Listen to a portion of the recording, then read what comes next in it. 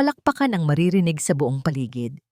Ang mamahaling chandelier sa itaas ay tila nakikipagkumpetensya sa kislap ng kwintas na hawak ni Marcelo. Isang kwintas na gawa sa purong diamante, sapat na ang halaga para bumili ng isang mansyon.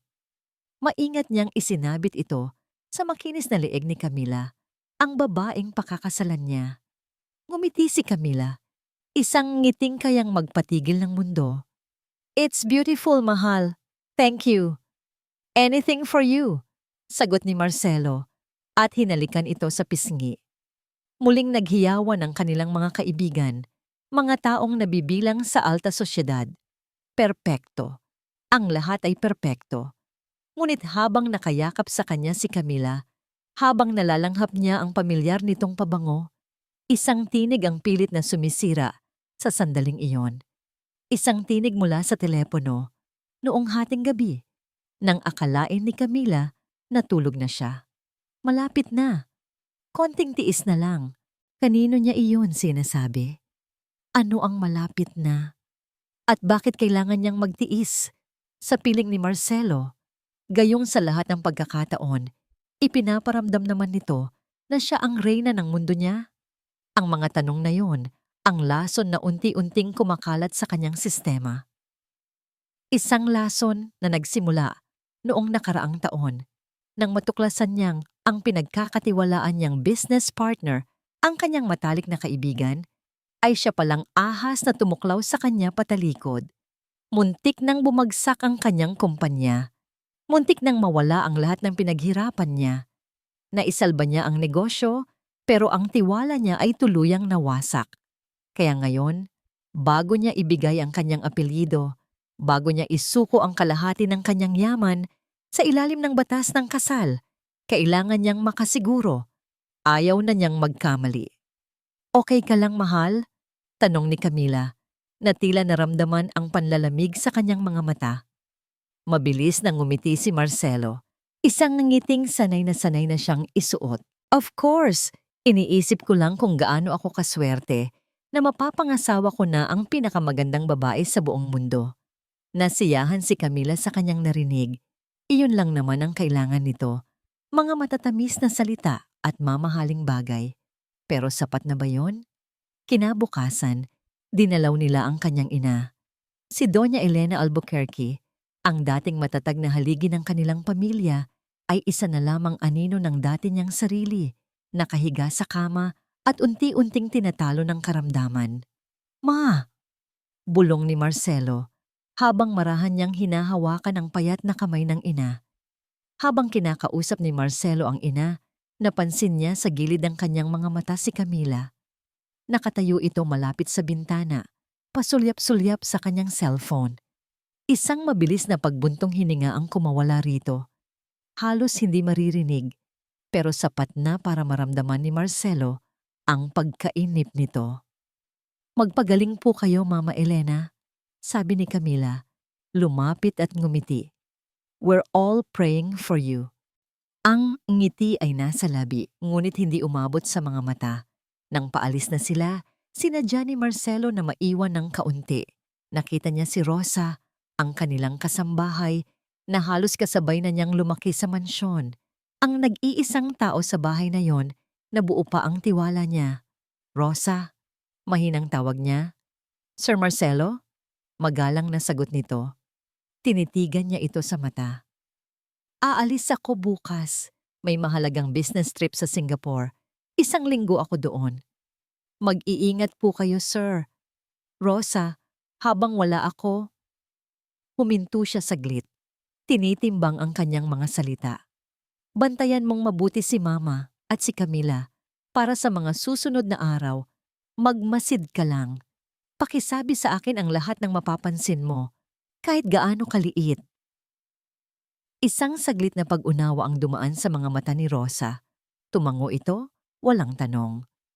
"Masusunod po, sir." Sa airport naganap ang huling yugto ng kanyang palabas. Isang mahigpit na yakap, isang matamis na halik. "Mag-iingat ka, mahal. Tumawag ka palagi, okay? Mamimiss kita," sabi ni Camila, na may bahagyang pangingilid ng luha sa mga mata. Isang napakagaling na aktres. I will. I love you, sagot ni Marcelo. At sa isang sandali, gusto niyang maniwala sa sarili niyang mga salita. Gusto niyang maniwala na mali ang lahat ng kanyang hinala. Pinanood niya ang pag-alis ng private jet ng kumpanya. Ngunit hindi siya sumakay doon. Nang mawala na sa paningin ang eroplano, isa pang itim na kotse ang huminto sa kanyang harapan. Pumasok siya sa loob, walang emosyon. Hindi sa isang 5-star hotel sa Singapore ang tungo ng sinasakyan niya, kundi sa isang maliit at halos walang nakakakilalang hotel. Ilang kanto lang ang layo mula sa sarili niyang mansyon.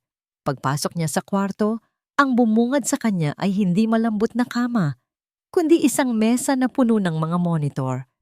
Sa isang malaking screen, kitang-kita niya ang sala, ang kusina, ang pasilyo, at ang kwarto ng kanyang ina. Ang bawat sulok ng kanyang pamamahay ay nasa ilalim ng kanyang mga mata. Hinubad niya ang kanyang coat, umupo sa harap ng mga monitor, at huminga ng malalim. Nagsimula na ang huling pagsubok. Sa sandaling nawala sa paningin ni Camila ang sasakyan ni Marcelo, ang mga luhang kanina'y nagbabadyang pumatak sa kanyang mga mata ay biglang natuyo. Ang malungkot na ekspresyon sa kanyang muka ay napalitan ng isang nangiting puno ng tagumpay. Para siyang nakahinga ng maluwag matapos ang isang matagal na pagkukunwari. Pumasok siya sa mansyon na para bang siya na ang nagmamay-ari nito. Ang bawat hakbang niya sa makintab na sahig ay may bigat at awtoridad. "Rosa!" Sigaw niya, walang paki o anumang bahid ng paggalang. "Ma'am Camila," mabilis na sagot ni Rosa mula sa kusina. "Dalan mo ako ng juice sa taas at pakilinis na rin yung pinagkainan natin. Siguraduhin mong malinis lahat." Utos niya bago siya umakyat sa engrandeng hagdanan. Ngunit bago siya makarating sa kanyang silid, narinig niya ang mahinang pag-ubo mula sa kwarto ni Doña Elena. Napairap siya. Muntik na niyang makalimutan ang matandang pabigat. Pumasok siya sa kusina. Nakita niya ang lugaw na inihahanda ni Rosa para sa matanda. Inagaw niya ang mangkok. "Ako na. Para naman masabi mong ginagawa ko ang parte ko." May halong pang-uuyam sa kanyang boses. Dinala niya ang lugaw sa silid ni Doña Elena. Ang amoy pa lang ng gamot sa loob ng kwarto ay nasusuka na siya. "Mama Elena, kain na po kayo," sabi niya. Pilit pinatatamis ang boses. Dahil sa panghihina, natapon ang kaunting lugaw sa mamahaling silk na kumot. At doon, hindi na napigilan ni Camila ang sarili. Ano ba yan? Ang hirap-hirap alagaan. Asik niya, hindi na alintana kung naririnig siya ng matanda. "Puro ka na lang perwisyo." Mabilis niyang inilapag ang mangkok sa mesa at padabog na lumabas ng kwarto. Sa pagbaba niya, isinalubong siya ni Rosa na may dalang apron. "Ma'am, baka po madumihan kayo." Kinuha ni Camila ang apron at ibinato ito sa sahig. "Hindi ko kailangan yan. Hindi ako katulong dito." Iniwan niyang tulala si Rosa. Dumiretso si Camila sa may hardin, sa pinakamalayong bahagi, kung saan walang makakarinig. Kinuha niya ang kanyang cellphone at nagdial. "Hello?" Sagot ng isang boses ng lalaki sa kabilang linya. Kumagat na ang isda sa pain. Bungad ni Camila, hindi maitago ang kagalakan. Nakalipad na siya. 1 linggo. Tayo na ang bahala dito. Narinig niya ang pagtawa sa kabilang linya. "Magaling kapatid ko." "Magaling. Ano ang unang hakbang?" "Ang prenup." Mabilis na sagot ni Camila. "Nasa opisina niya. Kailangan nating makuha yon at mapalitan ng ginawa ng abogado natin. Habang wala siya, maipapasok ko yon sa mga papeles na pipirmahan niya pagbalik niya. Siguraduhin mo lang na walang makakahalata, lalo na yang matandang asunggot na si Rosa." "Ako ang bahala doon," mayabang na sabi ni Camila. "Basta ikaw, ihanda mo na ang lahat. Malapit na, Marco. Malapit na nating makuha ang atin." Pagkatapos ng tawag, pakiramdam ni Camila ay kaya niyang sakupin ang mundo. Pumasok siya muli sa loob ng bahay. Tumingin siya sa paligid, sa mga mamahaling painting, sa mga antigong florera. Akin ka na rin. Sa wakas, bulong niya sa sarili. Nang gabing iyon, habang mahimbing na ang lahat, dahan-dahan siyang pumasok sa private office ni Marcelo. Bawal ang sino man doon, pero wala na siyang pakialam. Binuksan niya ang ilaw sa mesa. Nakita niya ang isang picture frame. Larawan nilang dalawa ni Marcelo, masayang magkayakap sa Paris. Hinawakan niya ito, ngunit hindi dahil sa pagmamahal. Tinitigan niya ang mukha ni Marcelo sa litrato. Kawawang Marcelo, masyado kang nagtiwala. Sinimulan niyang halongkatin ang mga drawer, papeles, kontrata, mga titulo. Ang mga mata niya ay kumikinang sa bawat dokumentong nakikita niya. Ito na ang buhay na pinangarap niya. Hindi niya hahayaang may humadlang dito. Habang naghahanap, biglang bumukas ang pinto. Si Rosa. "Ma'am, ano pong ginagawa niyo dito?" Tanong ng matanda. Baka sa mukha ang pagtataka. Tumayo si Camila ng diretso, walang bakas ng kaba. Tinitigan niya si Rosa mula ulo hanggang paa. "At ikaw, anong ginagawa mo? Sinusundan mo ba ako?" "Hindi po, ma'am. Napansin ko lang pong bukas ang ilaw." "Pwes, trabaho mo lang ang atupagin mo," matigas na sabi ni Camila. Dahan-dahang lumapit sa matanda. "Huwag kang makialam sa mga bagay na hindi mo dapat pakialaman. Entiendes? Baka sa isang iglap, lahat ng taon na ipinagsilbi mo sa pamilyang to ay mawalan ng halaga at mapunta ka sa kalsada." Ang banta ay malinaw. Nakita ni Camila ang takot sa mga mata ni Rosa bago ito tumango at mabilis na umalis. Ngumisi si Camila. Wala nang makakapigil sa kanya. Kinahapunan kinabukasan, isang magarang sports car ang pumarada sa tapat ng mansyon. Isang lalaking matangkad at gwapo na may tila mapanganib na ngiti ang bumaba. Binuksan ni Camila ang pinto. "Akala ko ba mamaya ka pa?" "Hindi na ako makapaghintay," sagot ni Marco at niyakap ang kanyang kapatid. "Gusto ko nang makita ang magiging kaharian natin." Pumasok sila sa loob. Hindi alintana ang mga matang nanonood. "Kamusta na ang matanda?" tanong ni Marco. Ang tingin ay nasa hagdanan, patungo sa direksyon ng kwarto ni Doña Elena. "Nandoon, humihinga pa." Walang ganang sagot ni Camila. Sumeryoso ang mukha ni Marco. "Alam mo, naisip ko, parang masyadong matagal ang isang linggo. Paano kung pabilisin natin ang mga bagay-bagay para kay Mama Elena?" Mula sa isang madilim na silid sa isang hotel na hindi kalayuan, nanlaki ang mga mata ni Marcelo. Sa screen ng monitor, kitang-kita niya si Camila na kausap ang isang lalaki. Ang lalaking paulit-ulit niyang itinatanong at paulit-ulit ding sinasabi ni Camila na wala siyang kapatid. At ang mga huling salitang narinig niya mula sa bibig ng lalaki ay tumarak sa kanyang puso na parang isang punyal na nagyayelo. Nanlamig ang buong katawan ni Marcelo. Ang bawat salitang binitiwan ng lalaking iyon, ni Marco, ay parang yelong unti-unting gumagapang sa kanyang likuran. Paano kung pabilisin natin ang mga bagay-bagay para kay Mama Elena? Hindi. Hindi maaari. Ang galit sa kanyang dibdib ay nag-aapoy, napalitan ng panlalamig ng nagbabagang puot. Gusto niyang sugurin ang sarili niyang pamamahay, suntukin ang pagmumukha ng Marco na yon, at kalad ka rin si Camila palabas. Ngunit anong isasagot niya kapag tinanong siya kung paano niya nalaman? Masisira ang lahat ng kanyang plano, kaya wala siyang nagawa kundi ang manatili sa kanyang upuan. Ang mga kamao ay mahigpit na nakakuyom. Habang pinapanood, ang dalawang ahas na naglalakad sa loob ng kanyang teritoryo. Ang pakiramdam ng pagiging inutil ay parang asidong sumusunog sa kanyang lalamunan. Nang sumunod na araw, nasaksihan niya ang isang eksenang habambuhay niyang hindi malilimutan. Inaabutan ni Rosa ng isang basong tubig si Doña Elena. Sa panghihina nito, bahagyang nanginig ang kamay ng matanda at natapon ang tubig sa kumot. "Ano ba yan?" Malakas na sigaw ni Camila mula sa pintuan. na tila kanina pa nagmamasid. Kailan ka ba titino? Pati pag-inom ng tubig, hindi mo pa magawang maayos. Perwisyo ka talaga. Nakita ni Marcelo sa monitor kung paano napayuko ang kanyang ina. Ang dating matapang na si Doña Elena, na kayang harapin ang sinumang business rival, ay parang isang batang napagalitan. Walang kalaban-laban. Lumuluha ang mga mata ni Marcelo sa galit. Hayop ka, Camila.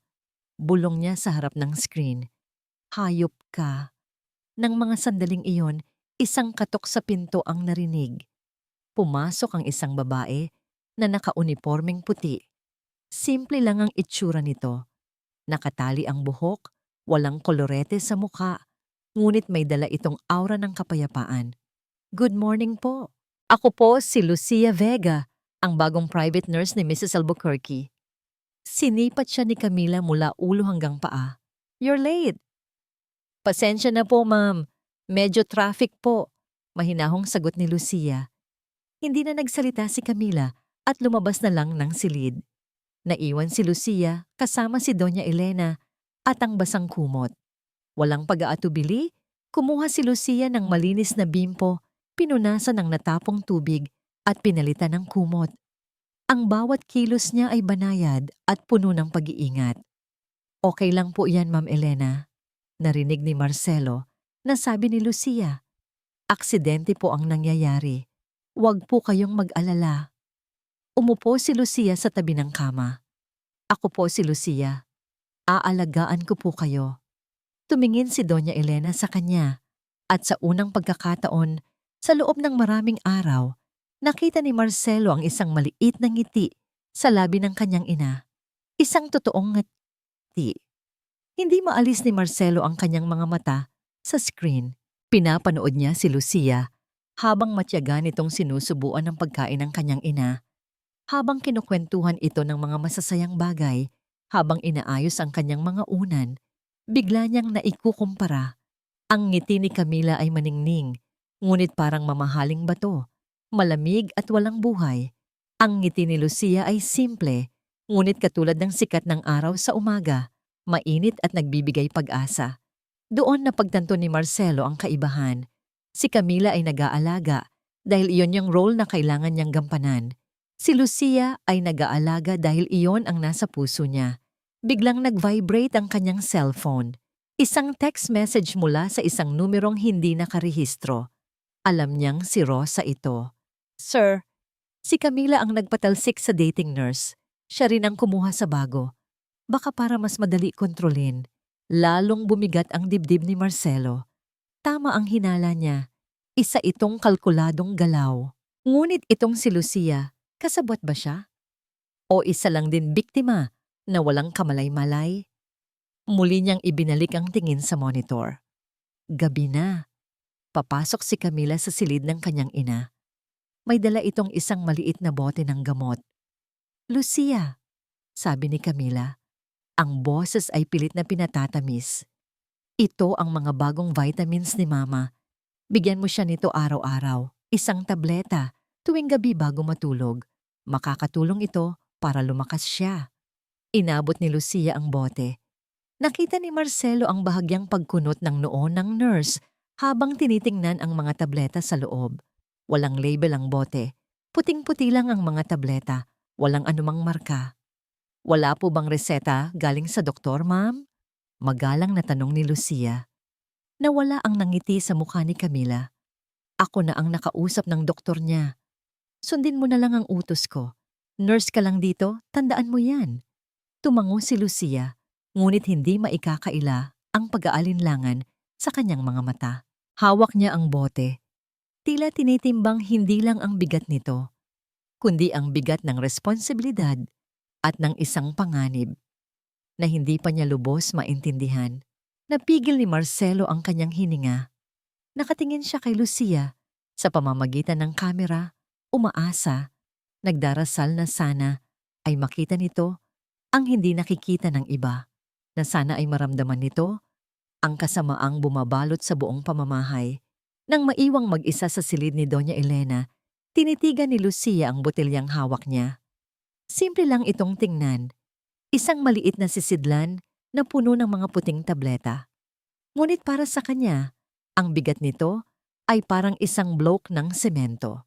Bilang isang nurse, ang unang itinuro sa kanila ay ang 5 rights of medication administration. Right patient, right drug, right dose, right route, at right time. Sa hawak niya ngayon, isa pa lang ang sigurado niya, ang pasyente, ang gamot, ang dosis. Lahat ay isang malaking tandang pananong. Ang utos ni Camila ay malinaw, pero ang etika ng kanyang profession ay mas malinaw. Ang kanyang tungkulin ay sa pasyente, hindi sa kung sino man ang nagbabayad ng kanyang sahod. Dumating ang oras. Oras na para sa panggabing gamot ni Doña Elena. Kinuha ni Lucia ang mga inireseta ng doktor at maingat na inabot ito sa matanda, kasama ang isang basong tubig. Pagkatapos, huminga siya ng malalim. At ito naman po yung vitamins ninyo, sabi niya. Pilit pinapasigla ang boses. Kumuha siya ng isang tableta mula sa botelyang walang pangalan. Inilagay niya ito sa kanyang palad. Habang papalapit siya sa kama, sinadya niyang matisod ng bahagya sa paa ng mesa. Ay! Ang maliit na puting tableta ay tumalsik mula sa kanyang palad at gumulong sa ilalim ng kama. Naku, pasensya na po, sabi ni Lucia, na agad yumuko para hanapin ito. Ginawa niyang abala ang sarili sa ilalim ng kama sa isang madilim na bahagi. Sa halip na kunin ang nahulog na tableta, mabilis niyang kinuha ang isang kapirasong alikabok, itinayo, at itinapon sa maliit na basurahan. Ang totoong tableta ay nanatili sa sahig, sa ilalim ng kama, kung saan hindi ito madaling makikita. Naku ko, hindi ko na po makita. Hayaan na po natin. Bukas na lang po ulit, sabi niya nang tumayo. Ngumiti lang ng bahagya si Doña Elena. Walang salita, ngunit may pag-unawa sa mga mata nito. Habang inaayos ni Lucia ang kumot ng matanda, naramdaman niya ang marahan nitong paghawak sa kanyang kamay. Ang balat nito ay manipis at malamig, ngunit ang hawak ay may kakaibang higpit. Mag-ingat ka, iha. Halos pabulong na, sabi ni Doña Elena. Ang boses ay mahina, ngunit ang babala ay malakas at malinaw. Kinilabutan si Lucia. Hindi lang pala siya ang nakakaramdam. Tinitigan niya ang matanda. Opo, kayo rin po. Kinabukasan, tila isang agila si Camila na nagmamasid. Bago pa man magsimula ang kanyang shift, sinalubong na siya nito sa pasilyo. Kumusta ang gabi niya? Nakatulog ba siya ng maayos? Tanong ni Camila. Ang mga mata ay matalim. At yung vitamins, naibigay mo ba? Naramdaman ni Lucia ang mabilis na pagtibok ng kanyang puso, ngunit pinanatili niyang kalmado ang kanyang mukha. Opo, ma'am. Naibigay ko po lahat ng gamot niya ayon sa utos ninyo. Isang kasinungalingan. Ngunit isang kasinungalingang kailangan para maprotektahan ang isang buhay. Tinitigan siya ni Camila ng ilang segundo na para bang sinusuri kung may bahid ng pagsisinungaling sa kanyang mukha. Sa huli, tila nakumbinsi ito. Tumango ito at naglakad paalis. Nakahinga ng maluwag si Lucia, ngunit alam niyang hindi pa siya ligtas. Kailangan niya ng katibayan. Nang magkaroon ng pagkakataon, kinuha niya ang tableta sa ilalim ng kama at maingat na ibinalot sa tissue. Itinago niya ito sa pinakaloob na bulsa ng kanyang bag. Sa kanyang break time, lumabas siya sa hardin at tinawagan ang kanyang kaibigan mula sa kolehiyo, si Ana, na nagtatrabaho ngayon sa isang medical laboratory. Ana, kumusta? Panimula niya. Lucy, napatawag ka. Anong meron? Wala naman. May itatanong lang sana ako. Teorya lang. Kunwari, pagsisinungaling niya. Kung, halimbawa, mayroon akong isang tableta. Sabihin nating isang bitamina. Gaano kahirap malaman kung ano talaga ang laman noon. Narinig niya ang pagtataka sa boses ni Ana. Yan ba ang bagong hobby mo? Pagsusuri ng gamot? Biro nito. pero seryoso. Kailangan niya ng laboratory analysis, gas chromatography, mass spectrometry, mga ganoon. Hindi basta-basta. At kailangan ng official request galing sa doktor o autoridad. Bakit mo natanong? Wala. Nanonood lang ako ng isang crime show kagabi. Na-curious lang ako. Mabilis niyang palusot. Sige na, salamat sa info. Tawag ulit ako. Binaba niya ang telepono. Mas lalong bumigat ang kanyang dibdib. Walang madaling paraan. Gabi na nang matapos ang kanyang shift. Habang naglalakad siya palabas ng mansyon, narinig niya ang mga nagtataas na boses mula sa silid-aklatan na bahagyang nakabukas ang pinto.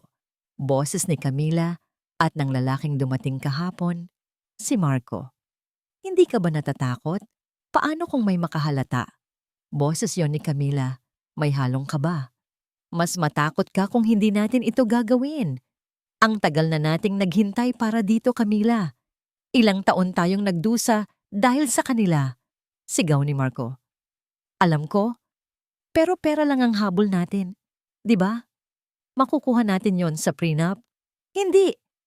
Ang sigaw ni Marco ay puno ng galit. Isang galit na tila nanggagaling pa sa malalim na nakaraan. Hindi lang ito tungkol sa pera. Tungkol ito sa paghihiganti sa mga Albuquerque. Natigilan si Lucia. Ang mga paa niya ay tila napako sa sahig. Ang narinig niya ay hindi lang isang simpleng away ng magkapatid. Ito ay isang pag-amin. Isang paglalantad ng isang planong mas madilim at mas mapanganib kaysa sa inaakala niya. Hindi lang ito kasakiman. Ito ay puot. At ang puot na yon ay nakatutok sa pamilya ng matandang babaeng walang kalaban-laban na inaalagaan niya. Napaurong si Lucia. Dahan-dahan, bawat hakbang ay maingat para hindi lumikha ng kahit anong ingay. Nanginginig ang kanyang mga kamay. Bawat ugong ng aircon, bawat kaluskos ng dahon sa labas ay tila sumisigaw sa kanyang pandinig. Kailangan niyang makaalis. Ngayon na. Nang makalabas siya ng mansyon, hindi siya lumingon. Ang malamig na hangin ng gabi ay humampas sa kanyang mukha. Ngunit hindi nito napawi ang init ng takot sa loob niya. Naglakad siya ng mabilis. Ang mga hakbang ay papalakas hanggang sa halos tumakbo na siya papalayo sa dambuhalang gate ng mansyon na ngayon ay tila isang kulungan ng mga demonyo. Sa buong biyahe niya pauwi, tulala lang siya. Ang mga ilaw ng syudad ay dumadaan lang sa kanyang paningin nang hindi niya tunay na nakikita. Paulit-ulit na tumatakbo sa isip niya ang mga salitang narinig. Paghihiganti sa mga Albuquerque. Ano ang ginawa ng pamilya sa kanila para magtanim sila ng ganitong klaseng galit? At si Doña Elena, siya ba ang puntirya ng paghihiganting iyon? Pagdating niya sa kanyang maliit na apartment, ang kaibahan nito sa mansyon ay mas lalong naging malinaw. Dito, simple ang lahat. Walang mamahaling palamuti, walang chandelier. Ito ang kanyang munting kanlungan. Ngunit ngayong gabi, pakiramdam niya ay sinundan siya ng dilim mula sa mansyon hanggang dito. Isinara niya ang pinto at agad na ikinabit ang dalawang lock. Sumandal siya dito at pumikit. Sinusubukang pakalmahin ang nagwawala niyang puso. Ang pinakamadali at pinakaligtas na gawin ay umalis. Mag-resign, bukas na bukas din. Sabihing may bigla ang emergency sa pamilya. Hindi niya ito laban. Isa lang siyang hamak na nurse na napasok sa gulo ng mga mayayaman. Walang makakasisi sa kanya kung pipiliin niyang iligtas ang sarili. Ngunit sa pagpikit niya, hindi ang mukha ni Camila o ni Marco ang nakita niya, kundi ang mukha ni Doña Elena. Naalala niya ang marahan nitong paghawak sa kanyang kamay, ang panghihina sa mga mata nito, at ang pabulong na babala. Mag-ingat ka, iha. Hindi iyon babala para sa sarili niya. Iyon ay isang pakiusap, isang tahimik na paghingi ng tulong. Kung aalis siya, sino ang magbabantay sa matanda? Sino ang sisigurado na hindi nito iinumin ang mga tabletang iyon? Iiwan niya ba ang isang taong walang kalaban-laban sa mga kamay ng mga taong gustong manakit dito? Nanginginig ang mga kamay na kinuha niya ang kanyang bag. Dinukot niya mula sa pinakaloob na bulsa nito ang tissue. Dahan-dahan niyang binuksan ang lupin nito sa ibabaw ng kanyang maliit na mesa. Naroon ang puting tableta. Maliit, mukhang inosente. Ngunit ngayon, alam na niya, maaaring ito ang sandata, ang lason, ang katapusan. Tinitigan niya ito. Hindi na ito tungkol sa trabaho. Tungkol na ito sa tama at mali.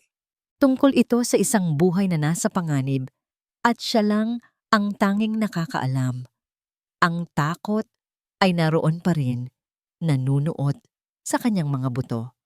Ngunit sa ilalim ng takot na yon, may ibang damdaming umuusbong. Isang bagay na mas malakas, determinasyon. Hindi siya pwedeng tumakbo. Hindi niya iiwan si Doña Elena. Babalik siya bukas. At sa pagkakataong ito, hindi lang siya isang nurse. Isa na siyang bantay. At gagawin niya ang lahat para malaman ang katotohanan. Kahit ano pa ang maging kapalit. Ang madilim na sulok ng isang maliit at halos walang taong coffee shop ang nagsilbing tagpuan nila. Malayo sa mga lugar na karaniwang pinupuntahan ni Marcelo, nakaupo si Rosa sa kanyang harapan. Ang mga kamay ay nanginginig habang mahigpit na hawak ang isang brown envelope. "Sir," nanginginig na bulong ni Rosa. "Pasensya na po. Ito lang po ang kaya kong gawin." Ang takot sa kanyang mga mata ay malinaw, ngunit sa ilalim nito ay ang katapatang hindi matatawaran. "Sobra-sobra na ito, Rosa," sagot ni Marcelo. Ang boses ay puno ng pasasalamat na hindi niya maipakita ng lubusan. Maingat niyang kinuha ang envelope. Ang kapal ng mga dokumento sa loob ay nagpabigat hindi lang sa kanyang kamay, kundi sa kanyang dibdib. "Salamat. Mag-ingat ka sa pag-uwi." Mabilis na tumango at umalis si Rosa, nag-iwan kay Marcelo sa gitna ng katahimikan at ng isang katotohanang malapit ng sumabog sa kanyang mukha. Hindi na siya nag-aksaya ng panahon. Bumalik siya sa hotel, sa kanyang pansamantalang command center. Ang mga monitor na nagpapakita ng bawat galaw sa mansyon ay binaliwala muna niya. Ang atensyon niya ay nasa ibabaw ng mesa. Nang buksan niya ito, ang bumungad sa kanya ay isang dokumentong may titulong Prenuptial Agreement. Ang orihinal na kopya na pinirmahan nila ni Camila ay nasa kanyang abogado. Ang hawak niya ngayon ay ang bersyon na natagpuan ni Rosa sa mga gamit ni Camila. Binasa niya ang bawat linya. Sa una, halos pareho lang. Ngunit, nang marating niya ang mga mahahalagang probisyon, nanlaki ang kanyang mga mata. Naramdaman niya ang pag-akyat ng dugo sa kanyang ulo. Ang mga salita ay malinaw. In the event of the undersigned Marcelo Albuquerque's death or permanent incapacitation, ang lahat, ang kumpanya, ang mga ari-arian, ang mga investment, lahat ng pinaghirapan niya at ng kanyang ama ay mapupunta ng buo kay Camila Reyes. Walang matitira para sa kanyang ina. Walang mapupunta sa kanilang charity foundation. Lahat ay liliparin patungo sa babaeng pinagkatiwalaan niya. Hindi ito isang simpleng kontrata para sa hiwalayan. Isa itong death warrant. Isang ungol ng galit ang kumawala sa kanya. Sa isang mabilis na kilos, sinuntok niya ang mesa. Ang sakit ay hindi niya ininda. Ang tanging nararamdaman niya ay ang nag-aapoy na galit at ang sakit ng katrayduran. Ngunit sa gitna ng galit na yon, isang malamig na katinuan ang biglang pumasok sa kanyang isip. Ang narinig niyang usapan. Paghihiganti sa mga Albuquerque. Hindi ito simpleng kasakiman. May mas malalim na dahilan. Kinuha niya ang kanyang cellphone at tinawagan ang numero ng pinakamagaling na private investigator na kilala niya. "Ramos?" Sagot sa kabilang linya. "Marcelo Albuquerque here." Mabilis niyang sabi. "May ipapatrabaho ako sa'yo. Urgent." "Ano ang kailangan mo, sir?" "Isang pangalan. Marco Reyes. Gusto kong malaman ang lahat tungkol sa kanya, simula sa kapanganakan niya hanggang sa almusal niya kaninang umaga. Walang dapat makaligtas. Kailangan ko ng impormasyon. Ngayon na. Masusunod, sir. Ang sumunod na 2 oras ay ang pinakamahabang 2 oras sa buhay ni Marcelo. Pabalik-balik siya sa loob ng kwarto, ang isip ay lumilipad. Sino ka, Marco Reyes? Bakit ganoon na lang ang galit mo sa pamilya ko? Tumunog ang telepono. Si Ramos. Sir Marcelo, sabi ng investigador. Ang boses ay seryoso. May nahanap na kami. Sabihin mo sa akin. Ang totoong pangalan niya ay Marco de Villa Reyes. May mga minor records siya ng estafa at fraud, pero hindi yan ang importante. Huminga ng malalim si Ramos. Ang ama niya ay si Ricardo de Villa Reyes. Natigilan si Marcelo. Ricardo Reyes. Ang pangalan ay pamilyar. Isang multo mula sa nakaraan ng kanyang ama. Si Ricardo Reyes, ang dating business partner ng papa? Halos pabulong na tanong ni Marcelo. Siya nga, sir. Si Ricardo Reyes na ipinakulong ng ama ninyo, mahigit 20 taon na ang nakakaraan dahil sa pandaraya at pagnanakaw sa kumpanya. Namatay siya sa kulungan dahil sa atake sa puso. Biglang nagliwanag ang lahat. Ang bawat piraso ng palaisipan ay nagkabit-kabit. Ang mga tingin ni Marco na puno ng galit. Ang mga salita tungkol sa paghihiganti. Ang paggamit niya kay Camila. Hindi ito tungkol sa pera. O hindi lang tungkol doon. Ito ay tungkol sa isang matagal ng alitan. Isang sugat na hindi kailanman naghilom. Gusto nilang wasakin, hindi lang ang kanyang yaman, kundi ang mismong pangalan ng mga Albuquerque. Napatingin si Marcelo sa isang lumang litrato sa kanyang wallet. Isang larawan niya kasama ang kanyang ama. Naunawaan niya ngayon ang bigat ng kasaysayang pasa niya sa kanyang mga balikat. Habang pinoproseso niya ang lahat, muling tumunog ang kanyang telepono. Si Ramos ulit. Ang boses nito ay mas mabigat ngayon, mas apurahan. Sir, may isa pa. At masama ito. Ano yon? Nag-check kami ng mga recent online activities ni Marco Reyes. May binili siya 3 araw na ang nakakaraan gamit ang isang pekeng pangalan. Pero na-trace namin sa kanya. Anong binili niya? Tanong ni Marcelo, kinakabahan. Isang saglit na katahimikan ang namayani bago sumagot si Ramos. Potassium chloride, sir. Maramihan. Isang substance na ginagamit sa lethal injection. Kung ituturok sa maling dosis, instant cardiac arrest. Ang mga salita ng investigador ay parang kidlat na tumama sa pandinig ni Marcelo. Potassium chloride, instant cardiac arrest. Biglang naging malinaw ang lahat. Ang mga tabletas na walang pangalan, ang pagpapabilis sa mga bagay-bagay, ang paghihiganti. Ang target nila ay hindi lang ang kanyang yaman. Ang target nila ay ang buhay ng kanyang ina. Naisip niya si Lucia. Ang pag-aalinlangan sa mga mata nito, ang pagtatago nito ng tableta. Siya ang tanging pag-asa sa loob ng mansyon, ngunit si Rosa. Si Rosa ang kanyang mga mata at tainga. At ngayon, si Rosa ang nasa pinakamalaking panganib. Kailangan kong ilabas si Rosa doon. Naisip niya. Ngunit paano? Huli na ang lahat. Sa mansyon, ang hangin ay mabigat. Nararamdaman ito ni Camila. Ang nurse na si Lucia ay masyadong mapagmasid. At si Rosa, ang matandang katulong, ay palaging nasa paligid. Ang mga mata nito ay tila nakikita ang lahat. Kailangan nating magbawas ng mga mata dito, sabi ni Marco sa kanya sa telepono. Unahin mo yung matanda. Siya ang pinakamalapit sa pamilya. Siya ang pinakadelikado. Paano? Gawan mo ng paraan, Camila. Gamitin mo ang utak mo. Ikaw ang reyna dyan, di ba? Ipakita mo kung sino ang masusunod. Kinahapunan, habang abala si Lucia sa pag-aalaga kay Doña Elena, ipinatawag ni Camila si Rosa sa kanyang silid. Ang silid ay puno ng mga alahas, bag at sapatos, mga regalong ibinigay sa kanya ni Marcelo.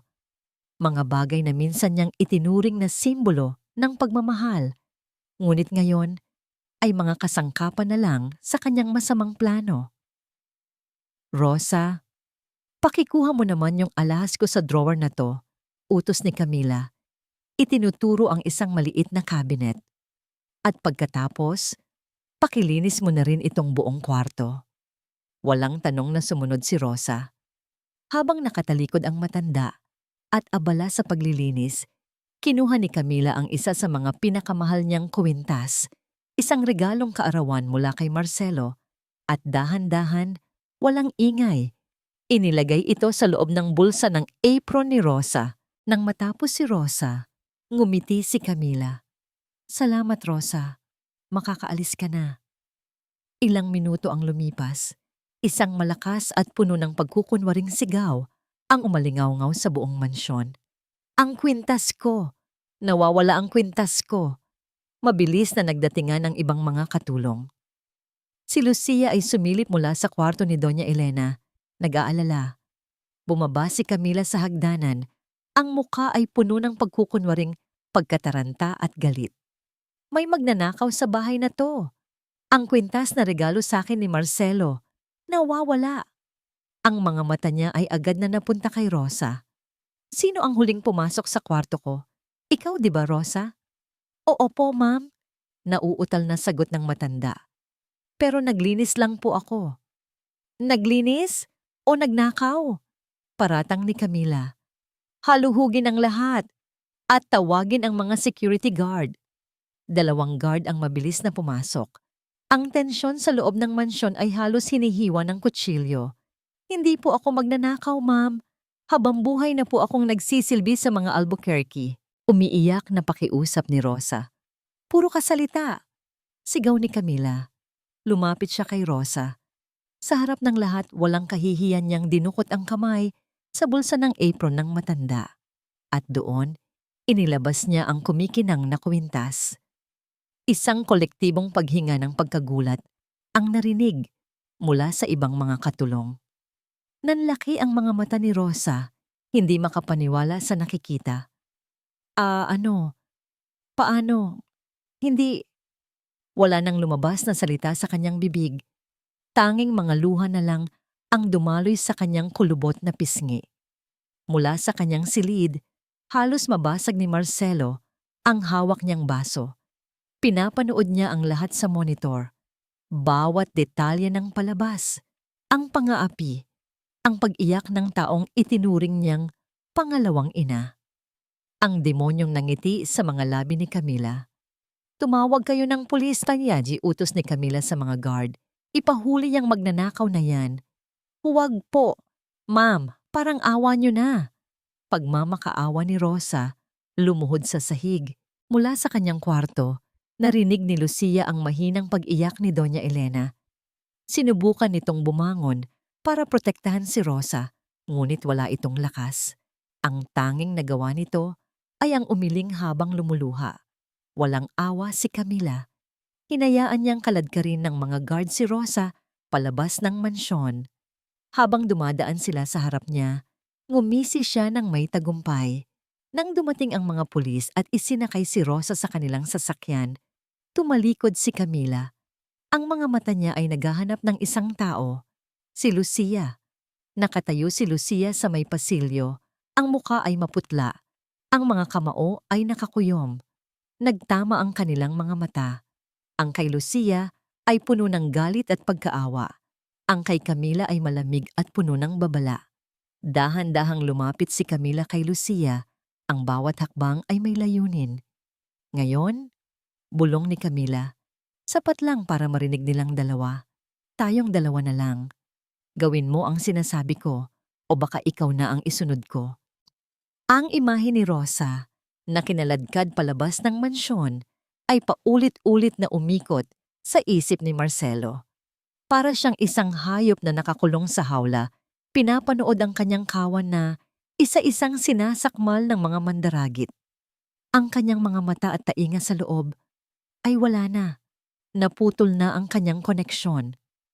Sa galit at desperasyon, kinuha niya ang isang burner phone na inihanda niya para sa mga ganitong pagkakataon. Dinial niya ang numero ng landline sa kwarto ng kanyang ina. Kailangan niyang makausap si Lucia. Kailangan niyang balaan ito. Kailangan niya ng tulong nito. Isang ring, 2, 3. Sa wakas, may sumagot. Hello? Nurse's station po ito sa silid ni Mrs. Albuquerque. Boses ni Lucia, kalmado ngunit may pag-iingat. Lucia, sabi ni Marcelo. Pilit binabago ang kanyang boses para hindi makilala. Tumatawag ako para sa pamilya Albuquerque. Kailangan kong malaman ang lagay ni Doña Elena. Narinig niya ang pag-aalinlangan sa kabilang linya. Sir, pasensya na po, pero hindi po ako pwedeng magbigay ng impormasyon sa telepono. Lalo na po kung hindi ko kayo kilala. Patakaran po ng ospital. Hindi mo naiintindihan. May panganib. Nasa panganib si Mama. Giit ni Marcelo, ang boses ay nagiging mas apurahan. At ikaw din. Kailangan mong mag-ingat kay Camila. Isang saglit na katahimikan.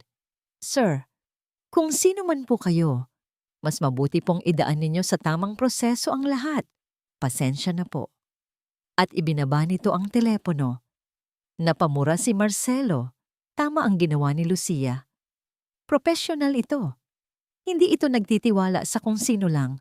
Pero ang pagiging tama nito ngayon ay siya niyang lalong naglalagay sa kanila sa panganib. Wala na siyang magawa kundi ang maghintay at magmasid habang ang bawat segundo ay parang isang karayom na tumutusok sa kanyang pasensya. Kinagabihan, ang pinakakinatatakutan niya ay nagsimulang magkatotoo. Sa monitor, nakita niyang pumasok si Camila sa silid ng kanyang ina. May dala itong isang basong juice. Si Lucia ay nasa banyo.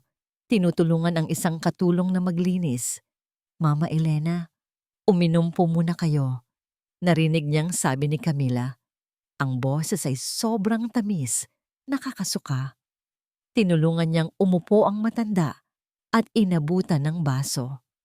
Hindi ako nauuhaw. Mahinang sagot ni Doña Elena. Kailangan niyo to. Pampalakas. Pagpupumilit ni Camila. Walang nagawa ang matanda kundi ang uminom ng kaunti. Sapat lang para tumigil na si Camila. Pagkaalis ni Camila, pumasok si Lucia at napansin ang halos puno pang baso. Ngunit wala siyang kamalay-malay. Ilang minuto ang lumipas. Biglang nagsimulang umubo si Doña Elena. Ang pag-ubo ay naging marahas. Nakita ni Marcelo sa monitor kung paano ito nahihirapang huminga. Ang mga mata nito ay nanlalaki. Tuulong! Sigaw ni Lucia. Ang mga sumunod na sandali ay malabo at magulo. Mga katulong na nagtatakbuhan. Si Lucia na sumisigaw ng mga medical terms sa telepono. At si Doña Elena, ang kanyang ina, na nakahawak sa dibdib. Ang muka ay nagiging kulay abo. Hindi na nag-isip si Marcelo. Tinakbo niya ang pinto ng hotel, sumakay sa kanyang kotse, at pinaharurot ito na parang demonyo. Binaliwala niya ang mga pulang ilaw, ang mga busina ng ibang sasakyan. Ang tanging nasa isip niya ay ang ospital. Nang makarating siya sa emergency room, ang lahat ay puno ng kaguluhan. Sumilip siya sa mga siwang, nagtatago sa likod ng mga poste, ayaw magpakita. Nakita niya si Lucia na kausap ang isang doktor. Ang mukha ay puno ng pag-aalala. Maya-maya, lumabas ang doktor. Sino ang pamilya ni Mrs. Albuquerque? Ako po. Ako po ang fiancé ng anak niya. Mabilis na lumitaw si Camila, kasama si Marco. Ang kanilang mga mukha ay perpektong naglalarawan ng kalungkutan at pag-aalala. Mga buwaya. Ang pasyente ay nagkaroon ng matinding cardiac arrhythmia, posibleng dahil sa adverse drug reaction, paliwanag ng doktor. Her condition is very critical. Ginagawa namin ang lahat ng aming makakaya. Kami na po ang bahala sa lahat, Doc, sabi ni Marco. May inilabas na mga papeles. Nandito po ang mga dokumento.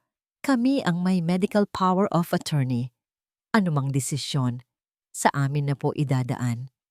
Gumuho ang mundo ni Marcelo. Ito na yon. Ito na ang kanilang huling galaw. Nasa kanila na ang legal na kapangyarihan. Pwede nilang utusan ng mga doktor na huwag nang i-resuscitate. Pwede nilang gawin ang kahit anong gusto nila at ang lahat ay magmumukhang legal. Napasandal siya sa pader. Ang mga tuhod ay nanghihina. Nawala na si Rosa. Ang kanyang ina ay nag-aagaw buhay. At ang mga taong may pakana ng lahat ng ito, ang siyang may hawak ngayon ng kanyang buhay. Lahat ay nawala. Talo na siya. Sa loob ng private room sa ospital, ang tanging maririnig ay ang mabagal at regular na tunog ng heart monitor. Nakakabit si Doña Elena sa iba't ibang makina na tumutulong sa kanyang paghinga at pagpapanatili ng kanyang buhay. Ang kanyang kalagayan ay stable, ngunit nananatiling kritikal. Nakatayo si Lucia sa isang sulok, binabantayan ang bawat pagbabago sa mga vital signs. Ang kanyang isip ay ligalig. Alam niyang hindi ito isang simpleng atake sa puso. Ang biglaang pagbagsak ng kalusugan ng matanda ay masyadong kahina-hinala, masyadong napapanahon. Salamat sa pag-aalaga mo, Lucia, sabi ni Camila, na biglang pumasok sa silid. Si Marco ay kasunod niya, ang mga mata ay malamig at mapagmasid. Pwede ka nang umuwi, kami na muna ang magbabantay kay Mama. Pero ma'am, hindi pa po tapos ang shift ko, sagot ni Lucia. Ang boses ay matatag. Hindi niya iiwan ang kanyang pasyente, hindi sa mga kamay nila. Utos ko ito, sabi ni Camila. Ang boses ay nagiging mas matigas. Gusto naming maging pribado. Huwag kang mag-alala. Babayaran namin ang buong araw mo. Hindi po ito tungkol sa bayad, giit ni Lucia. Umalis ka na, sigaw ni Marco, nawawalan ng pasensya. O gusto mong isumbong ka namin sa hospital administration dahil sa insubordination? Walang nagawa si Lucia. Sa ilalim ng mga patakaran, sila ang pamilya, sila ang may karapatan. Napilitan siyang lumabas. Ang puso ay puno ng bigat at masamang kutob. Pagkasara ng pinto, ang pagkukunwari ng magkapatid ay naglaho. Ito na, sabi ni Marco. May inilabas na isang maliit na vial at isang syringe mula sa kanyang bulsa. Isang maliit na dosis lang nito sa kanyang IV line. At tapos na ang lahat. Magmumukha lang itong isang natural na cardiac arrest dahil sa kanyang kondisyon. Paano kung may pumasok? Tanong ni Camila. Nanginginig ang kamay. Sinarado ko ang pinto. At sino naman ang papasok? Utos mo na gusto niyo ng privacy, di ba?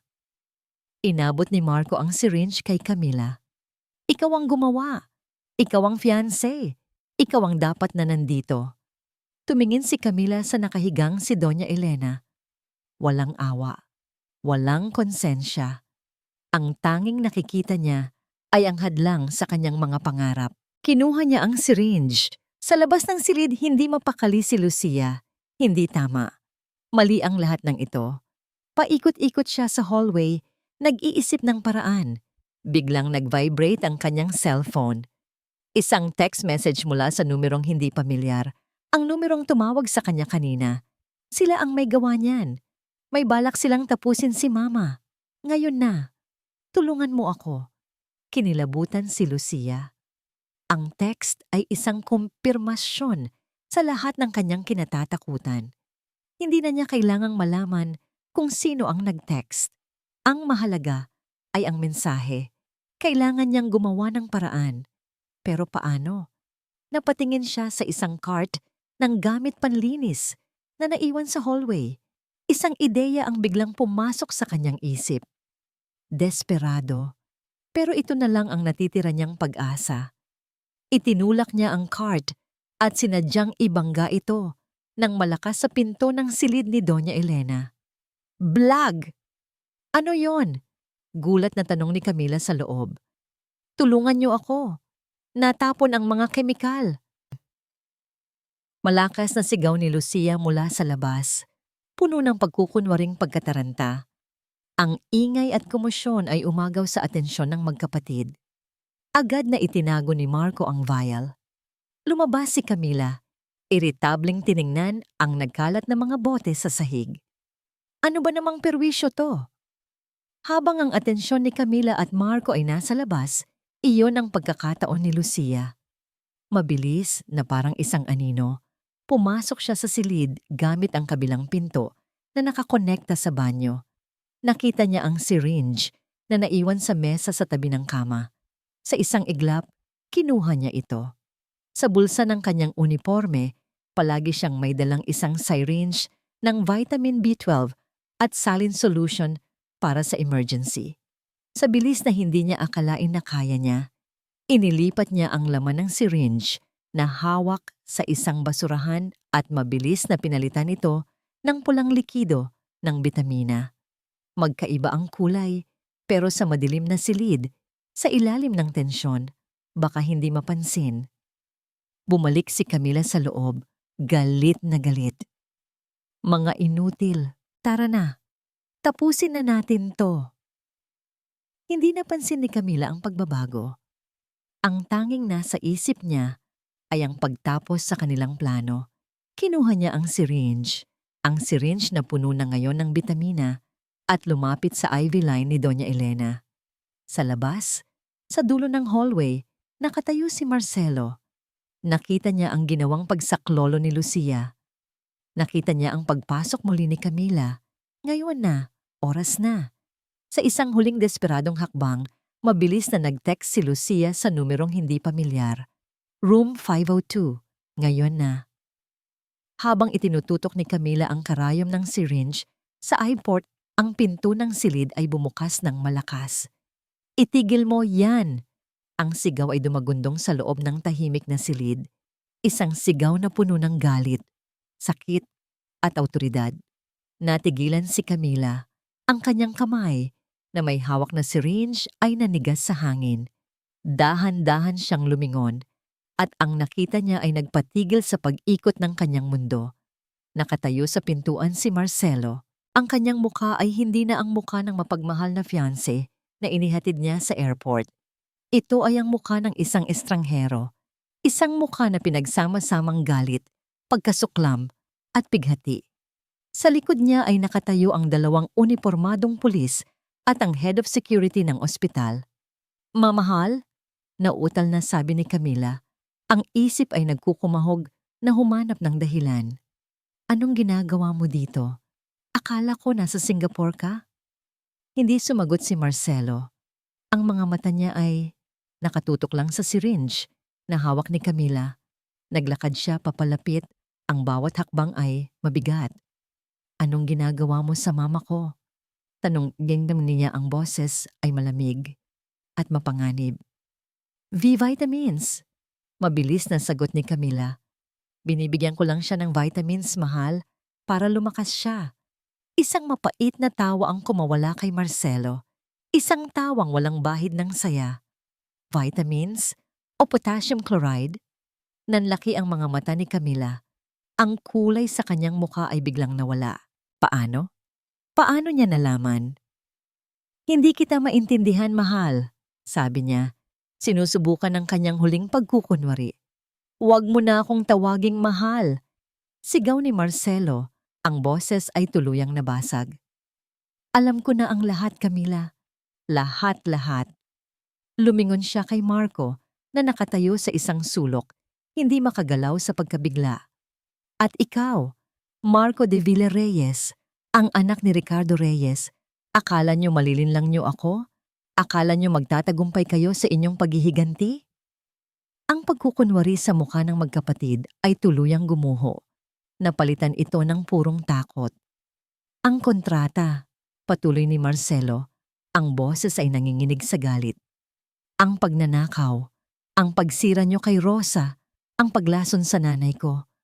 Alam ko ang lahat dahil pinanood ko kayo. Pinanood? Tanong ni Camila, hindi makapaniwala. Mula sa unang araw na umalis ako, bawat salita, bawat galaw, bawat bulong, nakita at narinig ko ang lahat. Lumapit ang mga pulis. Ma'am, sir, sumama po kayo sa amin. Dadaanin po natin ito sa tamang proseso. Biglang nagwala si Marco. Hindi kami pwedeng mabigo. Sinugod niya si Marcelo, sinusubukang manlaban. Ngunit mabilis siyang napigilan ng security at ng mga pulis. Pinusasan siya at walang nagawa, kundi ang magpumiglas. Si Camila naman ay tuluyang nanghina. Nabitawan niya ang syringe. Napaluhod siya sa sahig. Ang kanyang mamahaling damit ay nagusot. "Marcelo, patawarin mo ako. Pakiusap." Umiiyak niyang sabi. Pera lang ang gusto ko. Hindi ko siya sasaktan, pangako." "Huli na ang lahat para sa mga kasinungalingan mo." Malamig na sagot ni Marcelo, walang bahid ng awa. Habang kinakaladkad ng mga pulis ang nagwawalang si Marco at ang umiiyak na si Camila, isang tao ang lumabas mula sa anino. Si Lucia.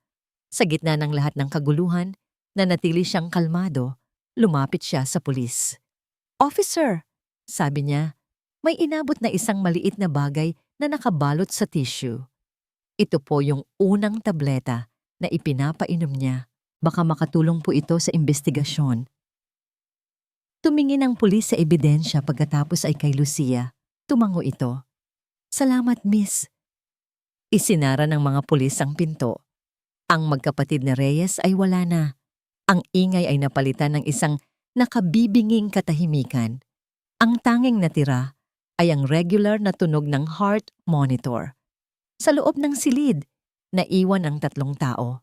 Isang babaeng natutulog, isang lalaking wasak ang puso, at isang babaeng tumayo para sa tama. Dahan-dahan, lumingon si Marcelo kay Lucia na tahimik na nakatayo sa isang sulok.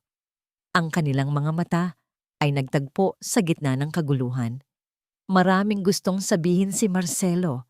Maraming gustong itanong, ngunit walang salitang lumabas. Sa huli, isang salita lang ang kinaya ng kanyang mga labi. Isang salitang simple, ngunit puno ng kahulugan. "Salamat." Tumango si Lucia. Sa kanyang mga mata, nakita ni Marcelo hindi ang pagkaawa, kundi ang pag-unawa. At sa isang sandali, sa gitna ng pagtataksil at sakit, iyon lang ang kailangan niya. Lumipas ang ilang linggo. Ang ingay ng eskandalo ay unti-unting humupa. Ang pangalan ni Camila Reyes at ng kapatid nito ay naging laman ng mga balita. Isang kwento ng kasakiman at pagtataksil, bago tuluyang nabaon sa limot at napalitan ng mga panibagong tsismis. Sa mansyon ng mga Albuquerque, ang katahimikan ay bumalik. Ngunit sa pagkakataong ito, hindi ito ang katahimikang puno ng tensyon. Ito ay isang katahimikang payapa. Si Doña Elena ay milagrong nakaligtas. Araw-araw, unti-unti siyang lumalakas, na para bang ang pagkawala ng mga lason sa kanyang paligid, literal at makasagisag, ay nagbigay sa kanya ng panibagong buhay.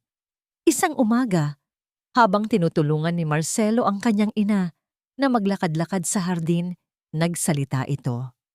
"Ang tapang ng batang yon," sabi ni Doña Elena. "Ang tinutukoy ay si Lucia. Siya at si Rosa, sila ang nagligtas sa akin." "Alam ko po, ma." Mahinang sagot ni Marcelo. Tumingin ang ina sa kanyang mga mata. "Ikaw din, anak. Hindi madali ang ginawa mo. Ang harapin ang katotohanang ang taong pinakamamahal mo ay siya palang pinakamasama sa lahat." Hinawakan nito ang kanyang pisngi. "I'm proud of you, Marcelo." Natuto kang tumingin sa kabila ng mga kislap at ng mga ngiti. Ang mga salitang yon, galing sa kanyang ina, ay mas mahalaga pa kaysa sa anumang yaman. Kinabukasan, isang sasakyan ang huminto sa tapat ng mansyon. Mula rito ay bumaba si Rosa. Ang kaso laban sa kanya ay matagal nang naibasura. Nagbakasyon siya sa probinsya para makalimot. Ngayon, handa na siyang bumalik. Sinalubong siya ni Marcelo sa may pintuan. Ang dating aroganteng amo ay wala na.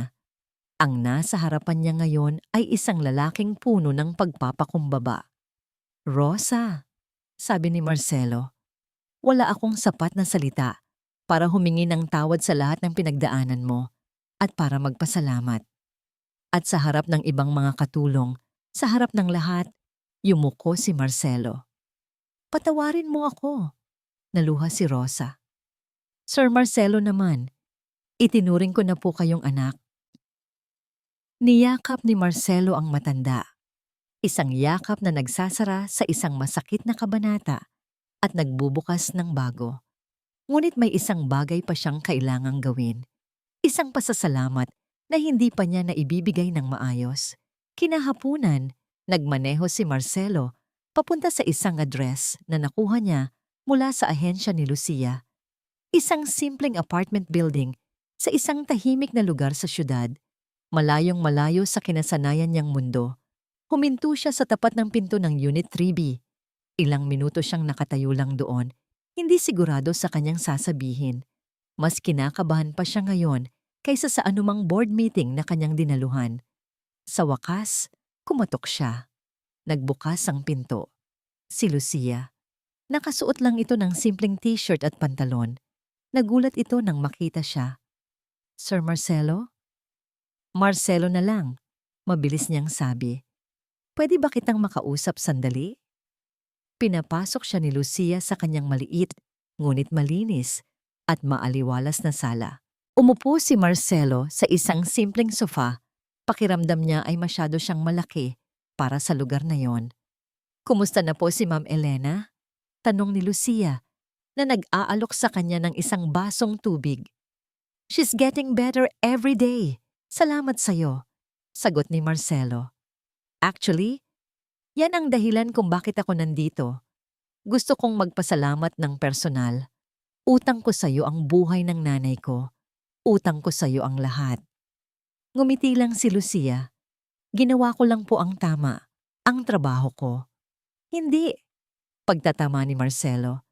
What you did was more than a job. It was courage. It was kindness. Tumingin siya sa paligid. At gusto ko ring humingi ng sorry.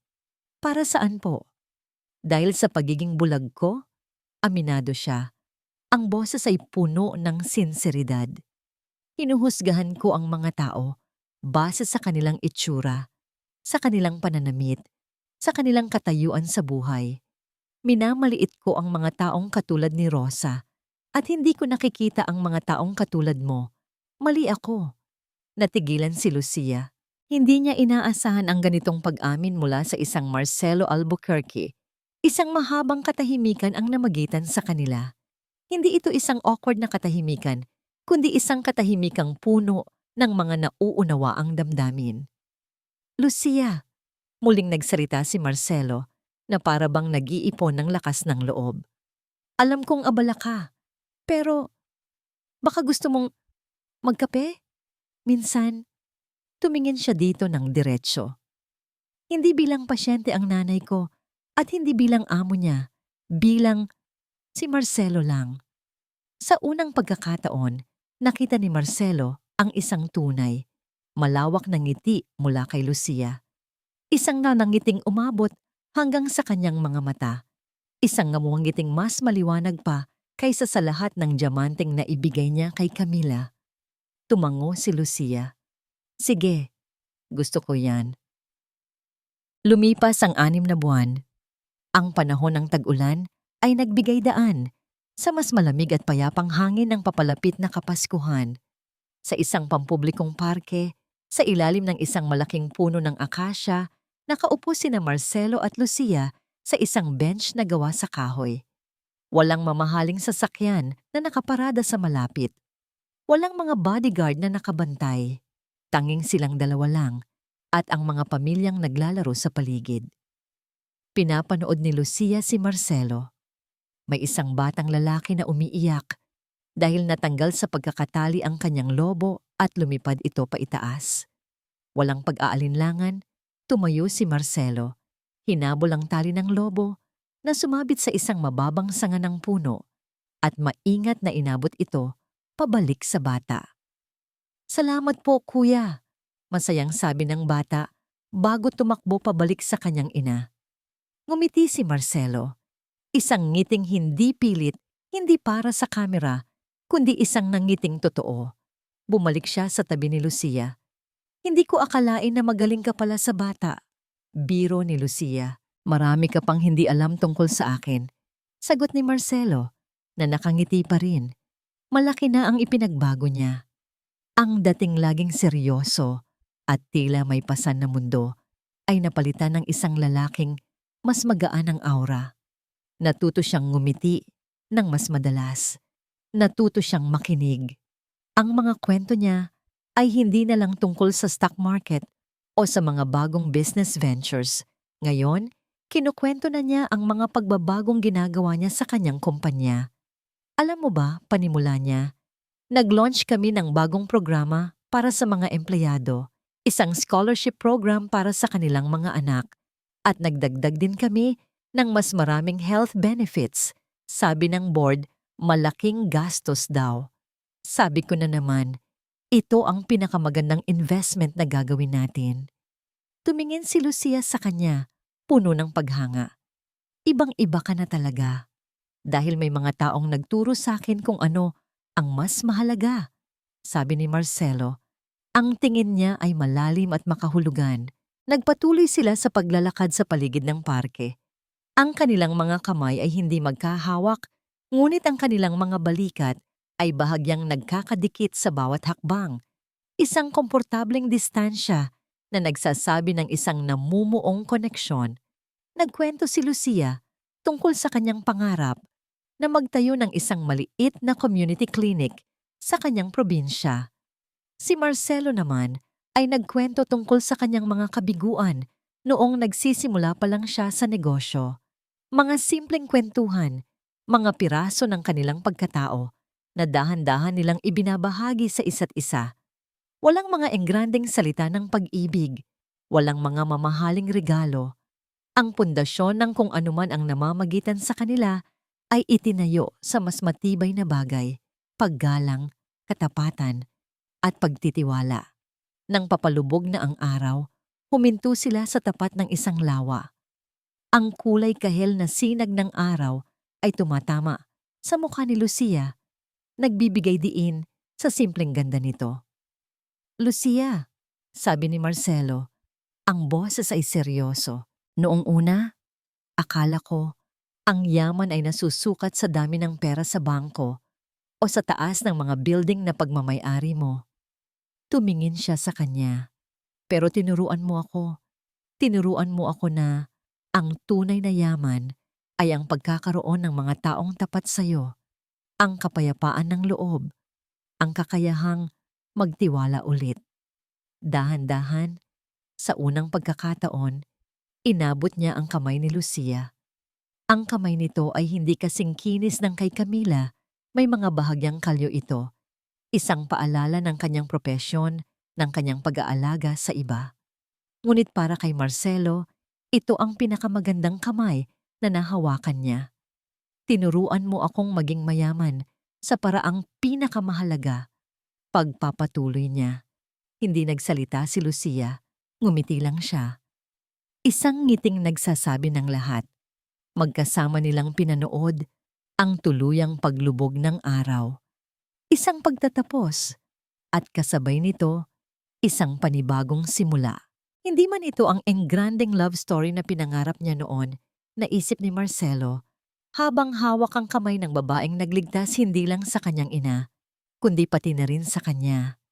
Pero ito ang totoong pag-ibig na kailangan pala ng puso ko. At dito nagtatapos ang kwento ni na Marcelo at Lucia. Maraming salamat sa iyo na walang sawang sumubaybay at nakinig sa bawat kabanata ng kanilang paglalakbay. Bawat salitang isinulat ko ay inialay ko sa pagnanais na maipadama sa inyo ang bawat tibok ng kanilang puso. Ang sakit, ang galit, ang pag-asa at higit sa lahat, ang pag-ibig. Naging kasama ko kayo sa pagbuo ng mundong ito at ang inyong pakikinig ang siyang nagbigay buhay sa bawat tagpo. Sa ating buhay, madalas tayong masilaw sa mga bagay na kumikinang. Hinahanap natin ang perpektong pag-ibig sa mga mamahaling regalo, sa mga engranding pangako, at sa mga larawang kaaya-ayang tingnan. Ngunit sana, sa pamamagitan ng kwentong ito, maalala natin na ang tunay na halaga ng isang tao ay hindi nasusukat sa kung anong mayroon siya, kundi sa kung sino siya kapag walang nakatingin, na ang tunay na pag-ibig ay hindi natatagpuan, kundi ito ay ipinaglalaban, pinag-iingatan, at higit sa lahat, ito ay pinapatunayan sa pamamagitan ng katapatan at kabutihang loob. Naway nag-iwan ito ng isang munting aral sa ating mga puso. Hanggang sa muli nating pagsasama sa susunod na kwento. Ano ang pinakapaborito ninyong bahagi? Ano ang natutunan ninyo kina Marcelo at Lucia? Huwag po kayong mag-atubiling ibahagi ang inyong mga saloobin sa comment section. Nais ko pong marinig ang bawat isa sa inyo. Muli, mula sa puso ng inyong manunulat, maraming salamat.